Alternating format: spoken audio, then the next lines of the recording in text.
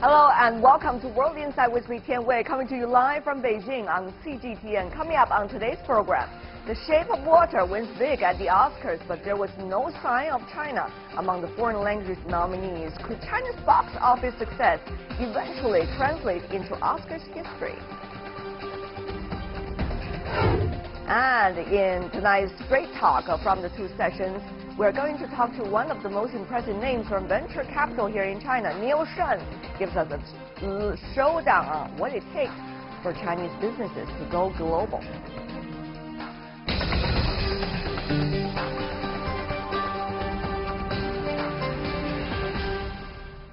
Let's begin our program in Los Angeles, where the Oscars have been handed out at the 90th Academy Awards on Sunday. The Shape of Water was picked the Best Picture, while blockbuster Chinese films, none of them make it as the Best Foreign Language Film nominee. Let's take a closer look at the awards and what is the takeaway from this year's awards. The Oscars. Gary Oldman's portrayal of Winston Churchill in Darkest Hour earned him the Best Actor trophy. Frances McDormand had been a favorite for Best Actress. She was a grieving mother in The Three Billboards, wowing the Academy with her performance. The Shape of Water was the night's biggest winner, with 2 Oscars for Best Picture and Best Director.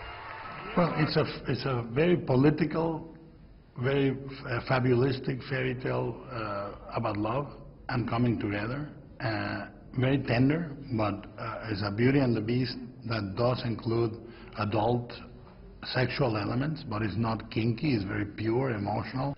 Movies from other countries entered the Best Foreign Language Movie category, but there is no sign of China. In 2017, China's box office exceeded $7.5 billion, and domestic movies accounted for more than half of the earnings.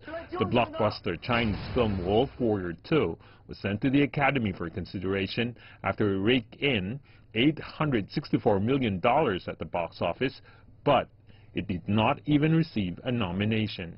The Oscars, the Academy is looking at films that are a little bit smaller, a little bit more artful, and not necessarily the most commercially successful. China has submitted films to the Academy for years and got nominated for the Best Foreign Language Film Award several times, but none of them won. The Academy is a lot of Americans, Europeans. It may have a lot of people that are not familiar with some of the cultural tropes or just, you know, some of the messages in those movies. But yeah, I mean, China is a very big part of the world movie market now, and its absence from a lot of awards nominations is ubiquitous. China is on track to become the world's biggest movie market in a couple of years. More and more Chinese films are contributing to the thriving industry. Could Chinese films eventually make Oscars history?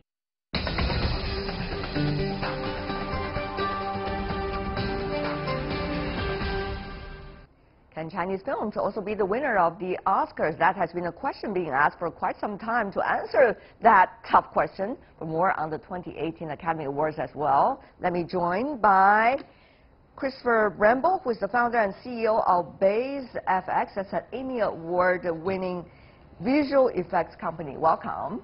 I think it's Chen. It's not me, but that's okay.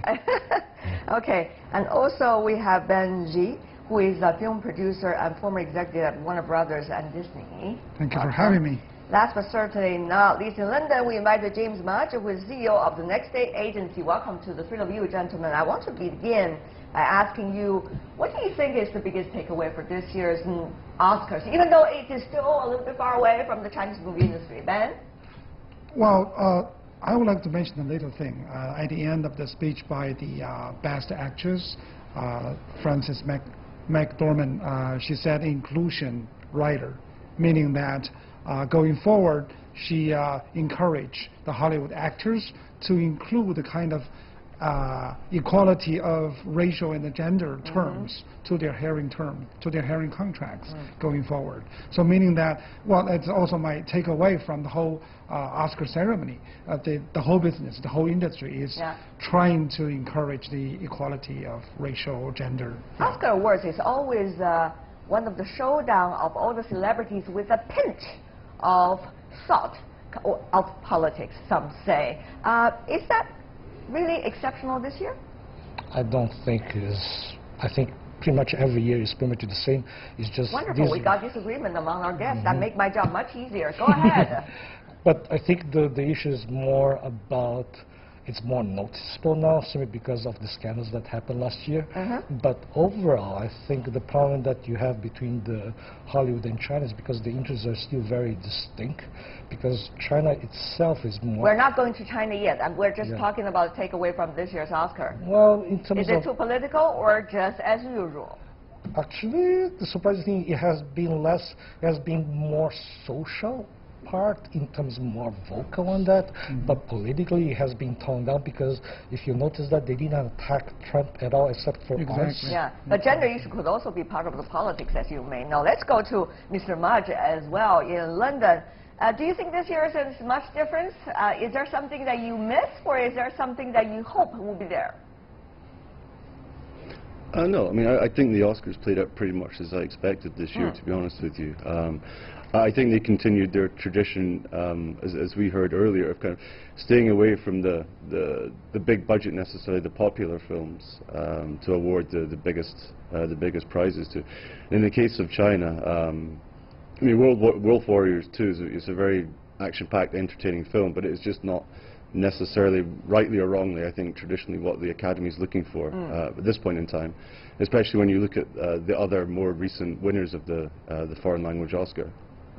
Nobody is expecting only big box office would translate necessarily into the list of winners when it comes to the Oscar awards. How far are we from there?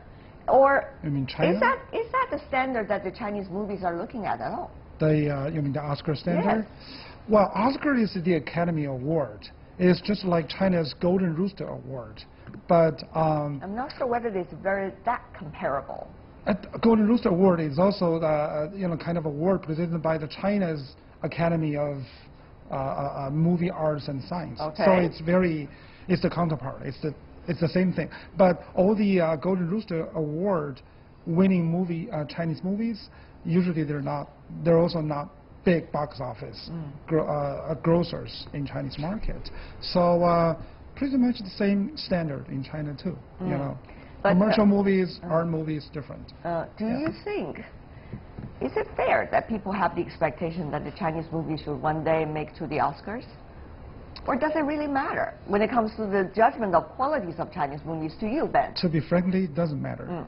Yeah, because it's the American Academy, it's not Chinese Academy. And also, even for Chinese movie to be nominated or win something, it will be in the category of foreign movie. Still a minor category for Oscar. And even that, if you look at the nominees that won for the nomination, all the foreign films were also art house films as well. Exactly. So even if you would get into that, China is not pretty much in the mood about releasing art house films at the moment, because their priority is to boost up the local box office. Is that the priority? Yeah. Is that the priority well stated, or is that a priority that you thought would be the trend of the industry as a movie maker yourself? Is the priority from the investors, not the priority. Obviously, the filmmakers, they want to make the best film as possible. But currently, if you look around the situation now, the Chinese investors are very particular investors, a little bit different from the typical American investor. They put their hand in whatever they can. Here comes the interesting thing, that is, to Mr. Mudge. What about that?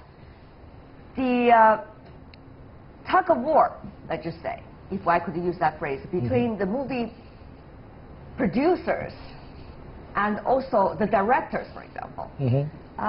The nature of it, as being stated by Mr. Bramble earlier, is that also what you have just noticed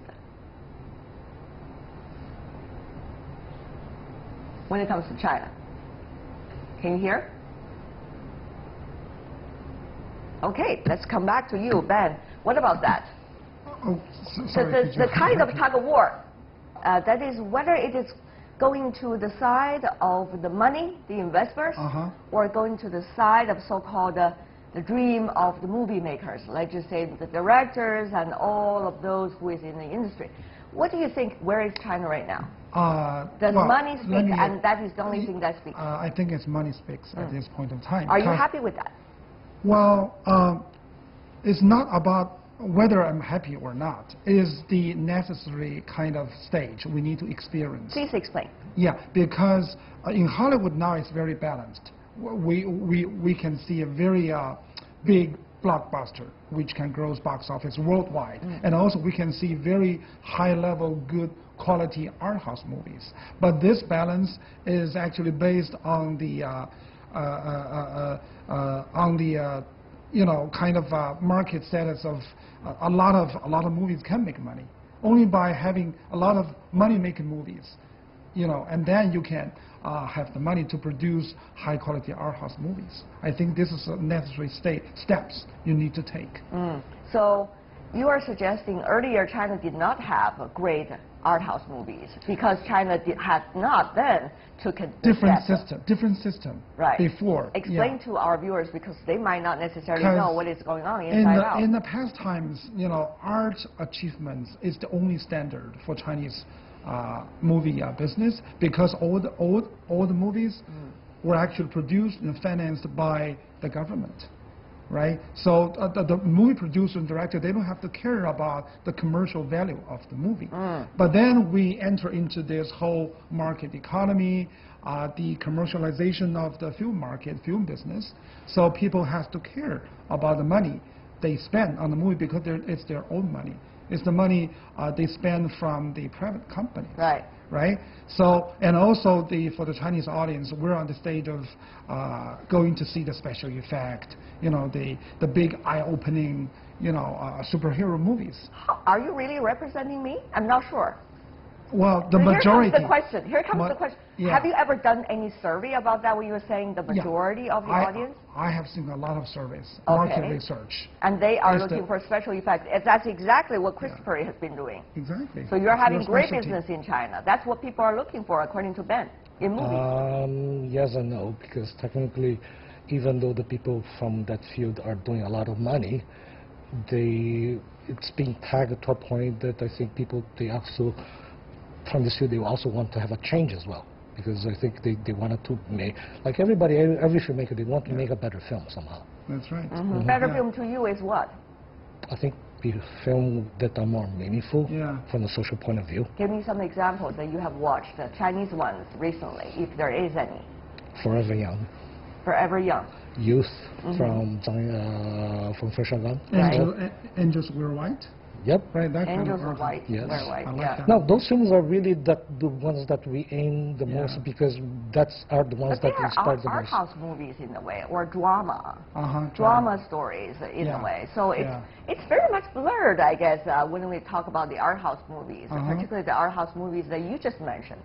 Well, but they're good movies above anything else. They're not about being art house about it. They're essentially good, well-told stories that are told from a very sincere point of view. Because the only way that you can see, because I think a lot of people are treating people like stupid people because they're coming to, but not a lot of people are just dumb because people can sense right away if the film was told from a very sincere, genuine point of view.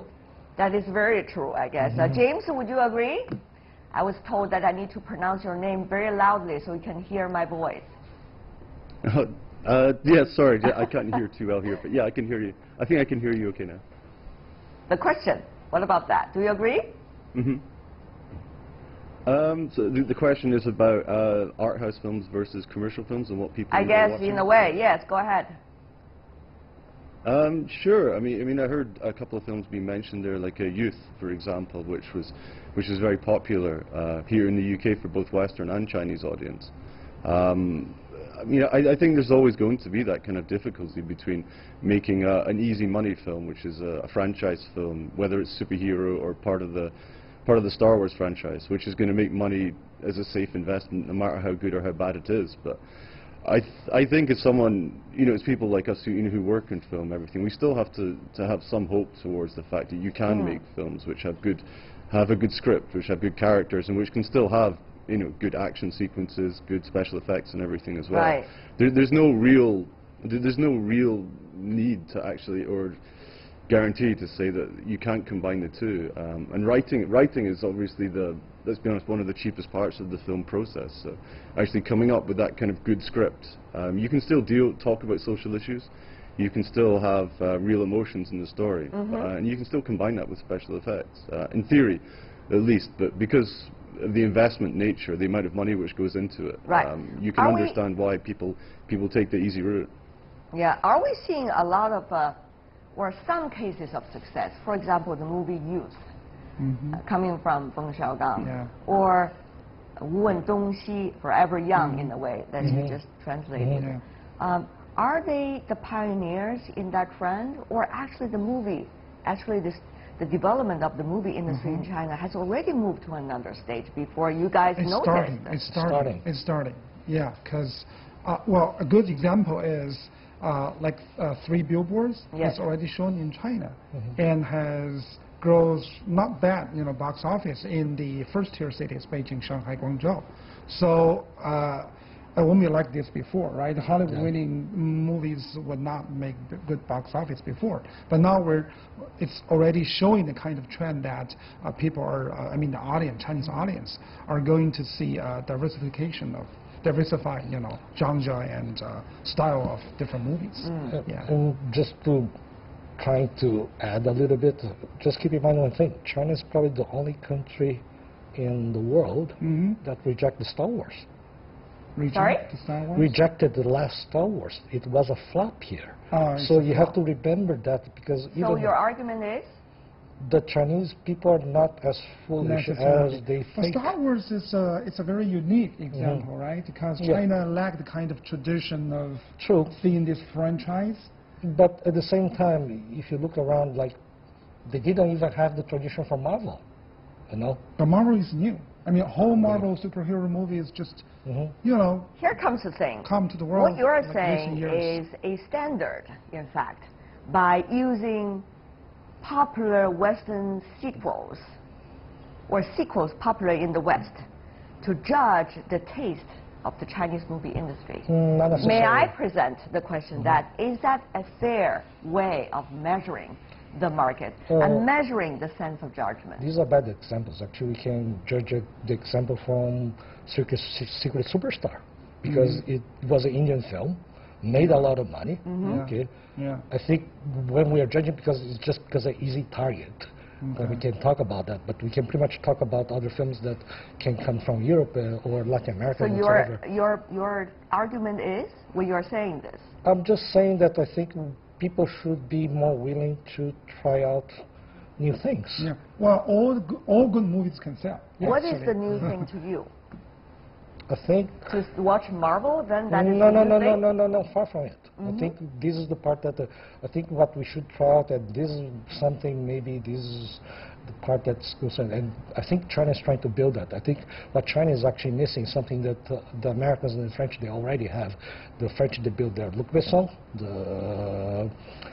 I'd say, who's the other guy from Japan that's actually very popular. What's missing is that we don't have the same commercial authors that other people, like, we don't have somebody equivalent to David Fincher.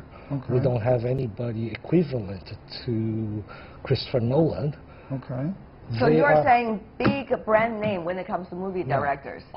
Authors, the next generation. The next generation of the people. Because everybody's just looking, because it's only more. No, we can understand the problem from the investors, because they want to bet on a right horse, because they have the right to do that. I really need to know your argument, because you've been going on and on, sir. So what exactly is your argument? If I could go back to Ben. That's very important. What you have? We have an argument that China needs to take bigger risks with newer filmmakers. Bigger risk? Risk in what sense? Is that what the movie industry would embrace? I think we need, or every country, every market needs kind of a real movie maker or master movie maker who can combine the commercial value and also the artistic value. Yes. Is China lack of it at this moment? There are not many, but we can. Do you think Hollywood has many? Well, like, for example, good example is The Shape of Water. Shape of Water is not an art house movie. No, it's not. Right, but it's an indie movie, very low budget. Exactly. And it's a movie of all genre. It's a monster movie, fantasy, one of the things that probably comedy. you have noticed, Ben, is some of the documentary movies. that are really art house in a way. Exactly. Got into the box office big number Like compared to when it 22 used to last be. year, right? Yeah, exactly. Like 100 million yuan. I mean, to China, box office, that's not small at all. So how about that kind of issue? It's a kind how of much time do we exception. still have left for this discussion, I really wonder. But let me ask you about that. So what do you see about the increasing diversity, apparently, in the market? We start to see the trend of diversity in the market in China, but it's still a long way to go. It's far from the diversified, situation in developed countries, in Western countries like U.S. and Europe. So what is the model? Is that the model you're looking at, or is there something that you think China could be built differently? China is a different market. It's a very different market, the size, the population. So my idea is for different tier of cities, audience in different tier of cities, they may have different taste. So we need movies that can satisfy the needs of the audience in different cities. We have a lot of people who are practicing in the movie industry. We hope you will come out with more brilliant ideas next time in our discussion. Benji, Christopher, and also James, thank you so much to the three of you for joining us. Stay with us here on World Insight with Tian Wei. Still to come on our program. I sat down with one of the biggest names when it comes to venture capital, Neil Shen, for his insider view on Chinese businesses going global, particularly from the high-tech companies. Tonight's straight talk interview from the 2 sessions, right after this break. We travel across the country to gauge the most pressing issues. We talk to the people about their greatest concerns. And explore the changes closely watched around the world. It's a signal come to an end. Ultimate power. Not only for the channel expansion every alley. Join us for our special coverage of China's political season and see how the new government launches into its new era.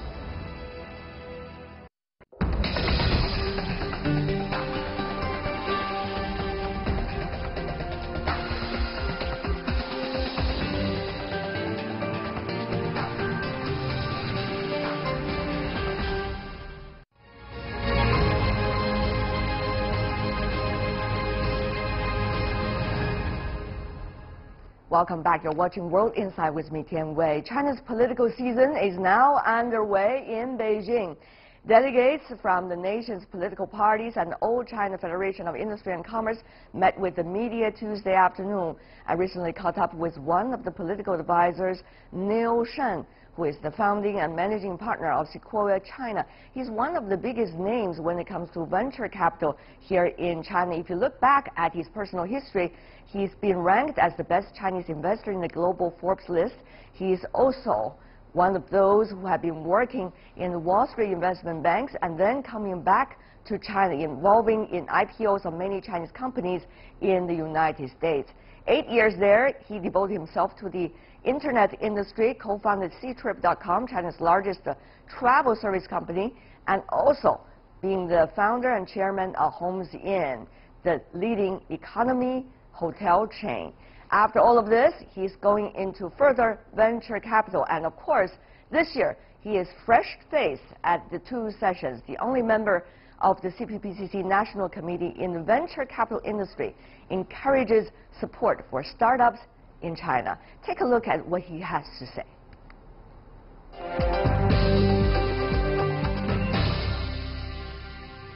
You were one of those early players, and look at China's market size. Of course, it's a great advantage. But looking forward, years of reform opening up, 40 years. But what's ahead? What's going to be the most important advantage you think China has still? Well, different sectors different. Pick one example is the internet, especially consumer internet. The great thing about the China internet space is, one, we have a very, very big market. We are talking about the largest online penetration population in the world. Secondly, the Chinese people has a very strong, I would call it, mobile internet mindset. People use mobile phones all the time, spend more time with the phone than other countries, even including US. Because of that, e-commerce penetration is high. Online, entertainment is doing extremely well, including games and other format of, entertainment like live broadcast, etc. So I think we have the opportunity to leverage the model which proved in China to actually go out of this country and actually apply to other countries. In Chinese, we call it 出海, go overseas. But there is a difference between these two, of course, Neil, as you may know, because China's own internet environment is still quite inclusive, but at the same time exclusive too. Correct. When it comes to competition, it's mainly Chinese companies competing against Chinese companies. But going global is a totally different mindset and a totally different environment. Yeah. You know better than I do when it comes to policy. So I wonder, when it comes to the next round of jumps, are Chinese companies really going to do well? Well, depend on different sectors. There are certain areas which they're already very strong local incumbent. Give me an example. Well, I mean, Facebook is the social network. So where is the vacuum? Well, for example, what about e-commerce? E-commerce, we have Amazon, which is a great company. But we have here in China, Alibaba, JD, VIP Shop, Pinduoduo. We have a long list of companies which have different business models. Did you invest in all of them? Fortunately, yes. Okay, that's why you mentioned their name, haven't you? Well, you know, not just because of Sequoia portfolio, but they're really the top leaders, and with different business models. And look, we have a huge advantage because the product supply chain are mostly in China. But you look at Alibaba, for example, it is trying to go overseas, trying to be international. Even in Asia, it is making utmost effort in order to get there. The EWTP has been raised by Jack Ma for quite some time, 2 years, I believe, already. Right. But now it's only in sporadic countries in Asia. So when you look at competition, speed is extremely important when it comes to conquering the international market. Sure. Are we really talking about winners? Oh, absolutely. I think, first of all, some of those business expansion takes time. Same for their business in China. Secondly, in the different vertical, there are different companies. For example, some of our portfolio companies have done very well in a particular vertical market. Like, you know, they are doing very well in a regional market like, you know, Middle East. So I think overall, the Chinese players are just more sophisticated in deliver the best e-commerce experience. But what about the policy side? I mean, going overseas, if you look at Huawei, its cooperation with whether it is Verizon or AT&T eventually did not come true. E-commerce, in fact, is a little bit different from, for example, telecom players, right? Now, e-commerce does have certain area which is sensitive, for example, payment. And then the question is, do you want to establish e-commerce at the same time while you establish payment? Maybe you should do that, you know, step by step, right? But for e-commerce as a service, I think many countries will very welcome China to play, or the Chinese player to actually provide the very top quality services. There's another issue related to it, if we want to dig a little bit deeper. That is the privacy issue. China is not necessarily taking the lead in that area. What do you make of the Chinese companies going overseas and facing those debates? First of all, this is an industry in the very early stage of development as far as personal privacy and data application perspective. I won't say we are lag behind big time, but I think China is probably taking a very pragmatic, you know, sort of approach, allowing companies to developing its business with a self-discipline approach. I think it makes a lot of sense. In fact, this applies to fintech industry in China many years ago, and it actually worked out very well. Today, you know, most of fintech companies are well under the guidance and the regulation by the PBOC or People's CBIC. Bank of China. Exactly. So you allow those companies to develop a business, try to sort of not to break the law, but to try to, you know, new product and services and see how that works. And then maybe the regulation will come in a little bit later. Actually, for data privacy, you know, elsewhere in the world, we're all in the early stage. Right. The real key issue is with big data, with artificial intelligence, you can really, you know, can apply many of those technologies, especially with large companies in providing very personalized services to customers. We see Apple, for example, is already moving their data bank to China. So it's actually but without opposition. Well, it's an open question because are customers better off with a personalized services when you know your service provider are leveraging your data and provides a service which you like to know, or you feel like you've been sort of stolen your personal privacy? I think it's still a really gray area. What does it mean for you as investor? Well, we just got to be cautious with those areas, and we want to make sure the entrepreneurs we back are very mindful about those new territories and be very, self-disciplined. Self-discipline is what the leading company in a particular industry all should actually pay attention to. Well, you've been in China and around the world doing business. What do you think is the real essence of Chinese entrepreneurship? You work with them, and you yourself is one of them. I think, like many entrepreneurs elsewhere, the Chinese entrepreneur has always been, very driven. They work very hard. They very persistent in achieving their goals. And the great thing is we have a great opportunity in this country. The entrepreneur could really leverage their skill set and really can developing their business rapidly, and many are able to achieve their mission in a relatively short period of time. And I think many has been looking back in the last 40 years and say, wow, this is their times and this is great times. Tell us about how it's been like for you. I mean, you started in China, going to a Chinese university, and then you went to the United States to study, coming back, established some business, and coming into the VC, and see it prosper over the years. Yeah, I think I'm just really followed the big trend. What the big trend is all about is the economic reform of China. And in the early days, when I was a banker in Hong Kong, I helped many companies raise money, but I have never get a chance to raise money for a private company. Back then, in the late 90s, all the companies which I run into, substantial ones, are still enterprise. Many of those are great companies.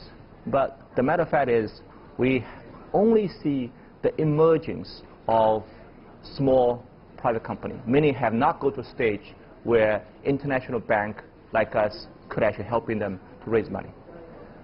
And obviously, I'm very eager to serve private enterprises. At the same time, I'm also very excited if I could be part of the entrepreneurship. So when, at the late 1999, I saw opportunity for me to participate in that. When online business starting to flourish in China, I say this is great because this happened in Silicon Valley, right? For the internet business. Why not in China? And so actually, So you smell the excitement in the air, in a way. I see this opportunity which you can change the way people live and work. And you can obviously have the opportunity to creating some real value and creating a great enterprise. Talking about your investment, you are well known for saying, let's just encourage the small and medium-sized fish, for them to move fast and challenge the already existing big fish who are moving relatively slower. Does that work? Has that still been working? It happened in the last 100 years. If you're looking at, Forbes list, Fortune list, right? If you look at the top 100 companies, it changes faster and faster. And that tells you that, big company could be disrupted. And the young, fast-growing startup company can really take in market share from them. I don't see any difference in the recent times. And I would say it will be very much the case in the next 5 to 10 years. You need to looking at, a so-called, longer-term perspective, and the technology, sort of innovation is not stabilizing. It's actually accelerating. And that means the new company could actually, within a very short period of time, catching up with the big ones.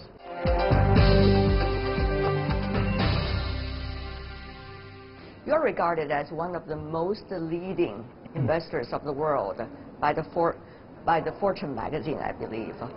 The question is, how could you remain cool-minded. Calculation all the time. I mean, it's amazing. Many people say Neil Shen from China could always see the trend, while at the same time not overexcited about it. That balance. Oh, first of all, I hope we can stay ahead of the game, but it's not easy. At a certain time, you know, when you are not able to really going through the learning curve, you may be out. And I think that happens all the time. If you're looking at the history of Silicon Valley, if you look at even the shorter history of Chinese venture capital investment industry. So I think there's nothing really you can do other than just, you know, stay very disciplined, which is extremely important. What's your discipline? Well, business have cycles, market cycles, and there's something called the hot sectors, and you should not follow the so-called hot sectors, which everyone is talking about, including media are talking about. You should really say, what is my view of the world and my view of a particular sector? And you need to form your view and developing your investment thesis. Independent thinking. Very top-down, very thematic, and that's how I think you can at least make sure your investment doing well. We never feel there's anything wrong to miss one or two so-called hot sector or hot company. The most critical question for us is how to make sure our investment are what we meant to be, and those are able to creating great returns for investors. It's very unlikely that you could expect every member of your team to be having the capability of machine-like calculation as you do, Neil. So how does that work? First of all, machine calculation is not necessarily that, you know, a critical factor in an investment. I think a lot of really human factors is a lot more important. I think, frankly, today, in many sectors, my knowledge, my know-how, my insight are actually not as good as my younger team members. Give you a, example, live broadcast. How much I know, or how I can know better than my younger team member who in the the 80s, right? So I think you have to scale when you have this size, type of business. And the very important thing is the younger team member has really moved up the learning curve, and they become grown to be very mature investors. And they are very good, or they're expert in their respective area. And this is exactly, I think, the beauty of building a team. So yes, I take a lot of time thinking about the management and make sure that the Sequoia continue to grow as a sort of organization. But I have to say that we really today have a very strong team of investors who can do some wonderful, wonderful investments. Do you see big difference between, let's just say, your generation, one of the first and the second generation after China's reform and opening up when it comes to working styles, compared to the younger generation who are coming from the 80s and the 90s even now? If anything, I think they are more international, because many of those... Are they as hardworking as you are? Well, I think at least the team we have recruited They're watching this interview. Good for you. Well, we call ourselves the underdogs, and we have an underdog mentality. And that's actually applied to almost everyone at Sequoia.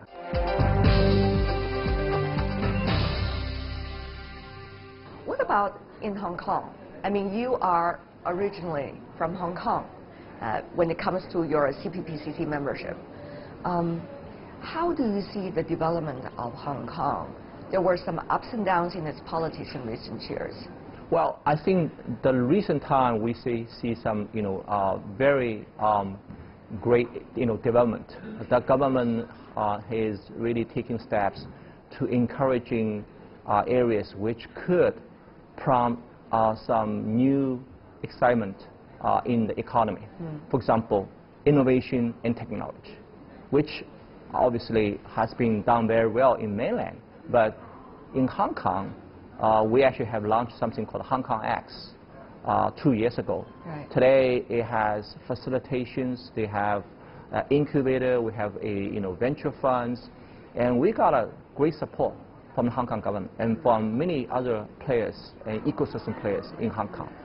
And I do think there's a great potential there. Okay. We have some wonderful technology with the top university in Hong Kong, and we could do a much better job to try to convert those technology into real-life products. Is the new Hong Kong government helping in that regard? Oh, I think, you know, I would say the last couple of years since we launched, that we've been so delighted that, you know, the government has been very, very helpful. And they actually has been stepping in and, you know, asking, you know, what kind of help, you know, we would like to secure and to seek. We're a small incubator, but we get great help from all the players, including government. Hong Kong is developing this Greater Bay Area, of course, trying to link the mainland and Hong Kong even further. But the question is, will Hong Kong remain competitive when other places on the mainland are rising up? You know better than I do about this. That's a good question, but I tell you that Shanghai has a very unique, position. And Great Bay. Is that because you are living in Hong Kong most of the time no, now? Well, I think it's because many great stuff has not been fully explored. You know, one good example is the universities.